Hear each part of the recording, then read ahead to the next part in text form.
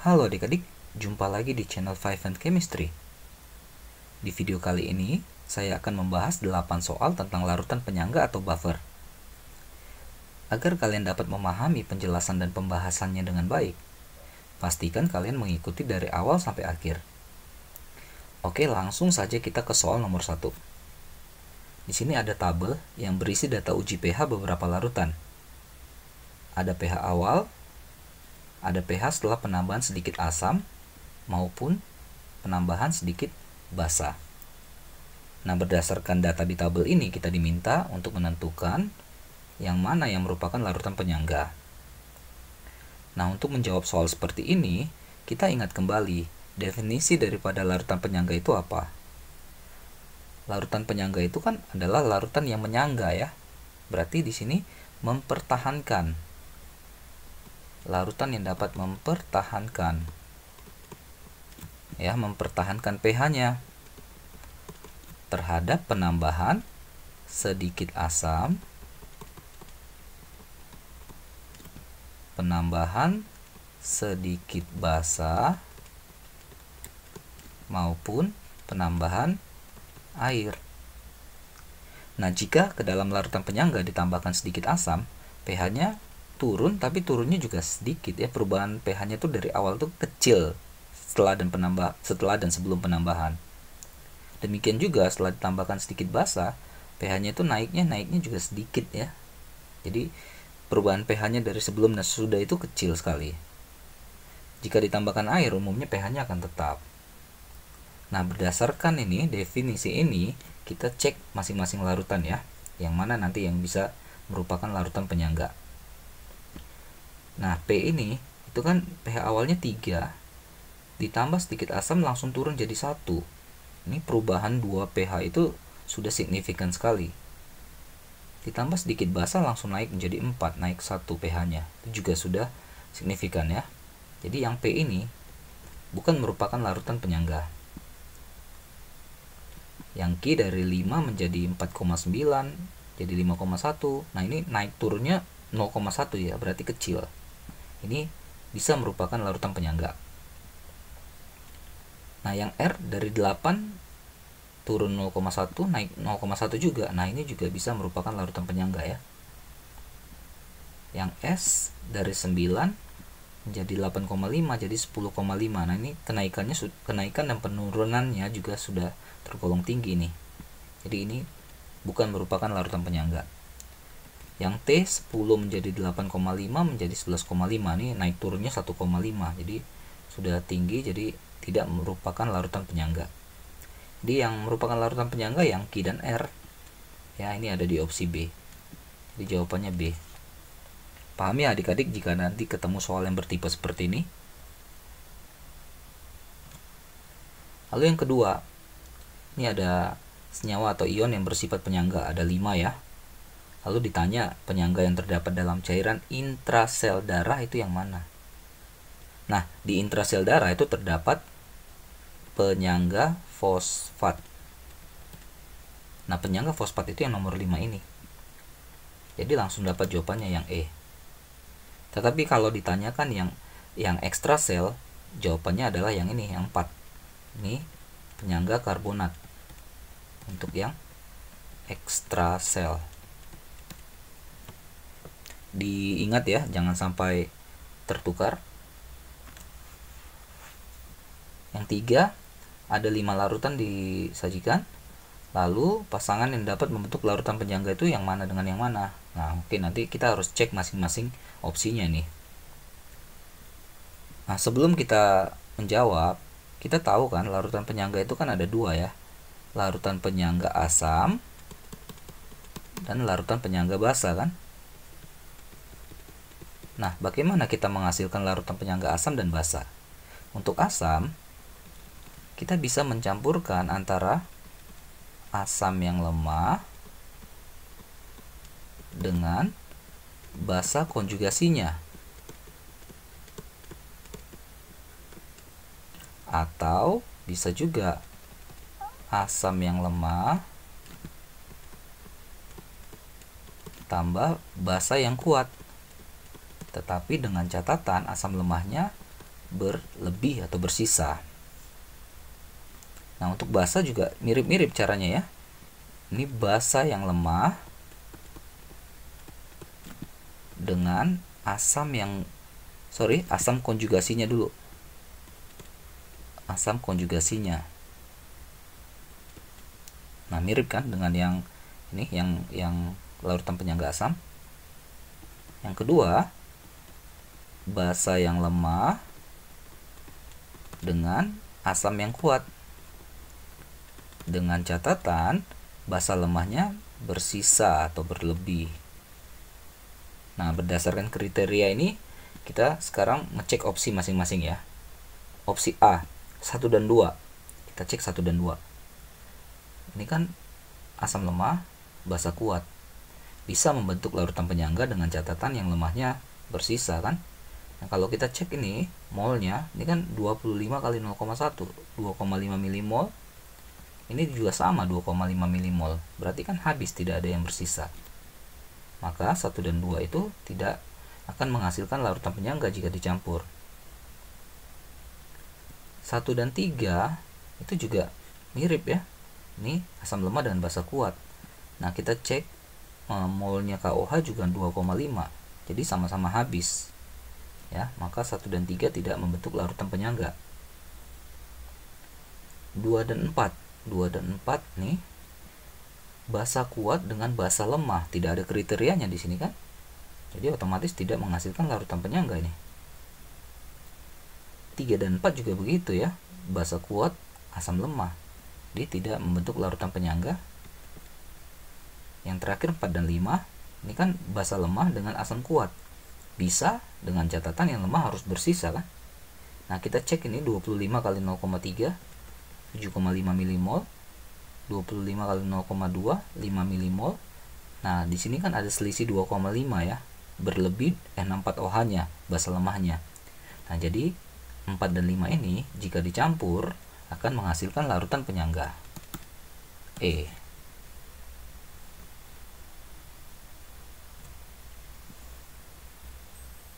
Oke, nomor 4. Ada asam asetat 0,06 mol. Ada NaOH 0,01 mol dicampur ya. Lalu pH hasil campuran itu berapa gitu. pH yang dihasilkan ya, pH yang terbentuk. Nah, ini kan asam lemah dengan basa kuat. Jadi kan harus ada sisa ya asam lemahnya. Untuk kita bisa tahu sisanya, kita reaksikan saja dulu. CH3 COOH plus NaOH menghasilkan CH3 COONA plus H2O.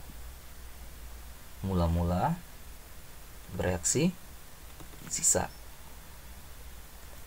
Nah, CH3COOH-nya itu ada 0,06 mula-mulanya. Ini 0,01. Masih kosong ya. Nah, ini kan NaOH yang kuatnya harus habis kan? Nah, di sini 0,01 terbentuk 0,01 di sini, turunkan. Ini selisihnya 0,05. Jadi sekarang kita punya asam lemah CH3COH dan basa konjugasinya CH3COO-. Oke, sekarang kita tinggal masukkan rumus. Karena ini adalah penyangga asam ya, konsentrasi H+ sama dengan Ka kali mol asam lemah dibagi dengan mol basa konjugasinya. Oke, Ka-nya ada di soal 2 kali 10⁻⁵ kali mol asam lemahnya ini ya, yang ini, yang di bawah ini 0,05, basa konjugasinya 0,01. Ini 5:1 ya, ini 5. Nah, kalau kita kalikan ini hasilnya 10⁻⁴. Maka pH-nya minus logaritma dari 10⁻⁴ sama dengan 4. Ada di opsi A ya. 4 plus log 1. Log 1 itu 0, jadi 4. Oke, itu cara menghitungnya ya. Menghitung pH-nya. Nomor 5. Sini ada 10 ml H2SO4 0,1 M dan 40 ml NH3 0,1 M. Nah, jika dicampur pH-nya jadi berapa? Kurang lebih soalnya seperti itu. Ya, mirip-mirip dengan yang tadi. Tadi itu penyangga asam, sekarang penyangga basa. Nah, kita reaksikan dulu ya. NH3 tambah H2SO4 menghasilkan NH42SO4. Jangan lupa di sini kita harus setarakan reaksinya. Ini kali 2. MRS. Nah, NH3-nya ini 40 kali 0,1, 4 ya. 4 milimol. H2SO4 10 kali 0,1, 1 milimol. Ini belum ada. Ingat yang habis itu yang kuat. Nah, ke kanan dan ke kirinya ini perbandingan koefisien nih 1:2, berarti ini 1:2 juga. Ini 1:1, ini 1:1. Ini turunkan 2, ini turunkan 1. Nah, di sini harus ada yang perlu diperhatikan.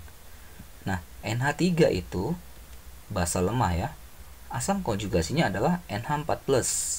Ya, NH4+, bukan NH2SO4 ini ya. Jadi spesifik ke NH4+-nya. Makanya yang ini harus kita hati-hati.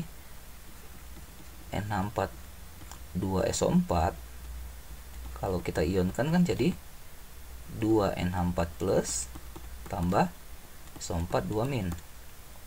Ini kan 1 milimol. Ini 2 milimol. Jadi yang dipakai itu ini, bukan yang ini. Kenapa? Ya karena asam konjugasi dari NH3 itu adalah NH4+-nya. Hati-hati ya, ini namanya bervalensi 2 ya. Hati-hati dengan yang seperti ini. Jika sudah dapat seperti ini, langsung kita masukkan ke rumus. Ini buffer basah, berarti OH- sama dengan KB ya, kali mol basa lemah dibagi dengan mol asam konjugasinya. KB-nya ada 2 kali 10⁻⁻⁵. Nah, basa lemahnya ini ya 2, sedangkan asam konjugasinya yang ini juga 2. Nah, ini habis. Jadi tetap 2 kali 10⁻⁵. POH-nya saya buat ke sini ya, ke samping. POH-nya sama dengan minus logaritmanya ya. Jadi 5 min log 2. pH itu 14 minus ini ya, 14 minus 5 min log 2. Dapatlah hasilnya 9 plus log 2. Opsinya yang D ya. Oke, sekali lagi hati-hati ya dengan yang kalau valensinya tidak satu. Jadi harus dicek benar-benar. Nomor 6. Perbandingan volume. Nah, ini sekarang perbandingan volume. Tadi kan pH ya, pH asam, pH basa. Perbandingan volume NaOH 0,1 M dan CH3COOH 0,1 M yang diperlukan untuk membentuk larutan penyangga dengan pH sama dengan 5. Oke. Nah, ini dulu ya, data dulu ya. NaOH itu kan molnya adalah 0,1 kali volume ya. Anggaplah V1 volumenya NaOH. Jadi hasilnya 0,1 V1 mol. Dengan cara yang sama, CH3COOH 0,1 kali, tapi volumenya kita gantilah, jangan V1 ya, V2 0,1 V2, ini V1 sorry, mol. Nah, sebenarnya yang ditanya itu kan adalah berapa perbandingan volume NaOH banding CH3COOH, atau V1 per V2 itu sama dengan berapa ya. Itu yang ditanyakan. Nah, bagaimana kita bisa menemukan jawabannya? Nah, kita buat reaksinya. CH3COOH plus NaOH menghasilkan CH3COONA plus H2O. Oke, ini MRS.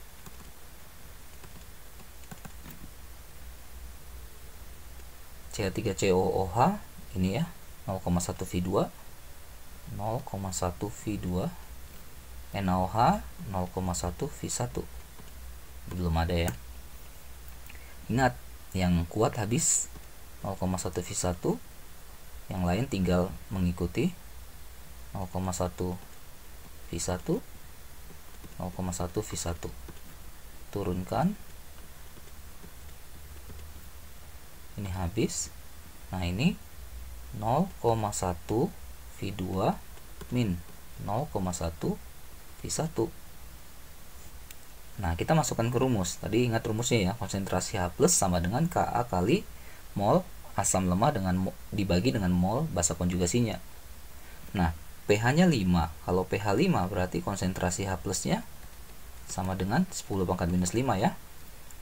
Maka 10 pangkat minus 5 sama dengan Ka. Ka-nya sama 10 pangkat minus 5 juga, dikali mol asam lemahnya ini ya, 0,1 V2 min 0,1 V1 dibagi dengan yang ini 0,1 V1. Ini kan habis ya. Nah, kita pindahkan 0,1 V1 sama dengan 0,1 V2 min 0,1 V1. 0,2 V1 sama dengan 0,1 V2. V1 banding V2 itu kan sama dengan 0,1 banding 0,2 atau 1 banding 2. Opsinya yang B ya. B. Begitu ya adik-adik cara mengerjakan soal yang bertipe seperti ini. Nomor 7. Massa CH3COOK. Nah, ini massa ya. Jadi berbeda terus nih soalnya. Massa CH3COOK yang harus ditambahkan ke dalam 400 ml CH3COOH 0,1 m agar pH-nya 6 adalah berapa gram? Oke. Ya, ini CH3COOK. Ini bahasa konjugasinya ya dari si CH3COOH. Ini kita anggap saja dia X mol atau X milimol juga nggak apa-apa. Sedangkan CH3COOH ini kan 400 kali 0,1, 40 milimol. pH sama dengan 6 berarti konsentrasi H+ sama dengan 10 pangkat minus 6. Kita masuk ke rumus langsung ini. Konsentrasi H+, saya ulang ya rumusnya ya, Ka kali mol asam lemah dibagi mol basa konjugasinya. Oke, H+ nya tadi 10 pangkat minus 6, Ka nya 10 pangkat minus 5. Mol asam lemahnya 40 milimol, sedangkan basa konjugasinya anggaplah X. Oke, ini 10 pangkat minus 6 bagi 10 pangkat minus 5 sama X ya. Jadi 0,1 ini ya. Ini jadi 0,1 ke sini. 0,1 X sama dengan 40. Jadi X sama dengan 400. Ya, jadi X-nya 400. Ini satuannya milimol atau bisa juga 0,4 mol. Supaya hasilnya nanti gram ya, sesuai dengan yang ditanya. Nah, ini belum jawaban ya, ini masih molnya. Sementara yang ditanya kan masanya. Nah, bagaimana cara mencari massa jika ada molnya? Di massa si CH3COOK sama dengan molnya 0,4 kali dengan MR-nya. 0,4 kali MR-nya ada di soal 98 sama dengan 39,2 gram. Jadi opsi jawabannya yang benar adalah yang E. Oke, soal terakhir nomor 8. Dalam 1 liter larutan penyangga ada 0,1 m CH3COOH dan 0,1 m CH3COO min. Ada Ka 10 pangkat minus 5. Hitunglah pH awal, lalu B pH setelah penambahan 1 ml HCl 0,1 m, Yang C, pH setelah penambahan 1 ml NaOH 0,1 m. Ini bukan PG ya. Ini masing-masing ditanyakan nih A, B, C. Oke. Nah, kita isi datanya dulu ya. CH3COOH. Nah, itu kan molnya adalah volume 1 liter kali konsentrasinya 0,1. 0,1 mol. Kalau kita buat milimol bisa 100 milimol. CH3COO-, ini bahasa konjugasinya sama ya, 1 liter 0,1 molar, 0,1 mol jadinya, atau 100 milimol. Nah, ini tinggal kita masukkan rumus nih untuk yang jawab yang A. Konsentrasi H+ sama dengan Ka 10⁻⁵, langsung saja ya, dikali mol asam lemahnya 100 dibagi dengan bahasa konjugasinya 100. Habis 10 - 5 ya.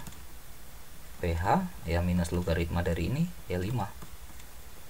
Jadi pH awal sebelum ditambahkan asam maupun basa ya 5.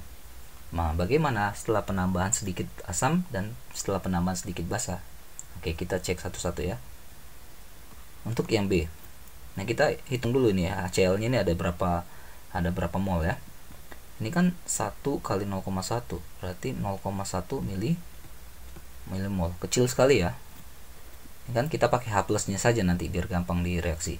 Jadi kalau HCl-nya 0,1 maka konsentrasi H+-nya juga mol H+-nya juga 0,1 milimol ya. Nah, ini kan nanti H+ masuk ke larutan penyangga ini. Di larutan penyangga ini kan ada dua nih, CH3COOH dan CH3COO-. Nanti H+-nya itu akan bereaksi dengan CH3COO-. Di reaksinya begini. CH3COO- plus H+, ya, setimbang nanti dia menghasilkan CH3COOH. Nah, kita MRS mula-mula reaksi sisa. CH3COOH-nya kan COH3COO- nya kan awalnya ada nih 100 milimol, kita isi 100. H+-nya nih yang mau dimasukkan tadi, yang baru masuk lah 0,1. CH3COOH-nya juga kita punya nih di awal 100. Nah, ini kan yang H+ habis kan. Oke, 100 dikurang 0,1 berarti 99,9 ya. Habis. Di sini kita jumlahkan ya. Yang sisi kiri akan berkurang, sisi kanan kan akan bertambah. 100,1. Kita masuk ke rumus. Konsentrasi H+ sama dengan Ka. Ka-nya tadi 10⁻⁵ dikali mol asam lemahnya ini 100,1 dibagi ini bahasa konjugasinya 99,9. Ini didapatlah 1,16 kali 10⁻⁵. Nah, pH-nya ya minus logaritma dari situ ya. 5 min log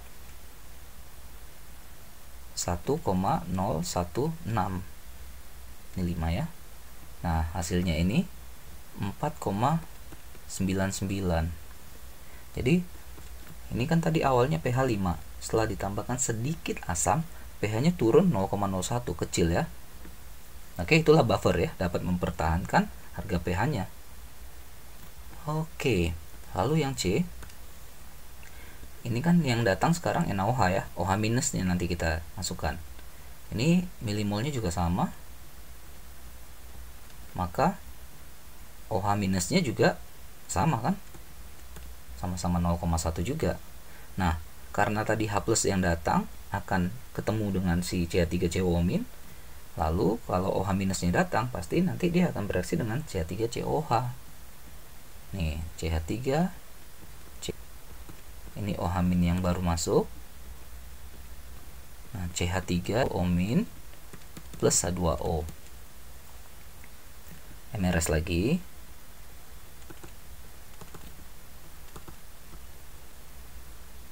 Ingat, di sini awalnya sudah ada 100 milimol masing-masing tadi ya.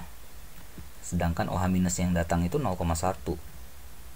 Itu kan habis 0,1, 0,1.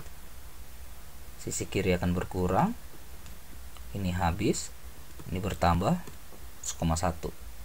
Masuk lagi rumus konsentrasi H plus sama dengan Ka tadi 10 pangkat minus 5 dikali. Nah, hati-hati ya, jangan disamain dengan yang B. Ini kan sekarang posisi si basa lemahnya di sini 99,9 ini. Nah, asam konjugasinya yang ini 100,1. Ini dapatlah 0,998 kali 10 pangkat minus 5. pH-nya 5 minus log ini ya, 0,998. Itu sama dengan 5,00087. Maaf saya ini 00087. Lihat kenaikan pH-nya sangat-sangat kecil. Oke, demikian pembahasan saya tentang soal-soal yang sering dijumpai ya di sekolah, di kelas, tugas tentang larutan penyangga atau buffer ini. Mudah-mudahan bermanfaat buat adik-adik. Update di video-video selanjutnya di 5M Chemistry, dan sampai jumpa di kesempatan berikutnya. Bye-bye.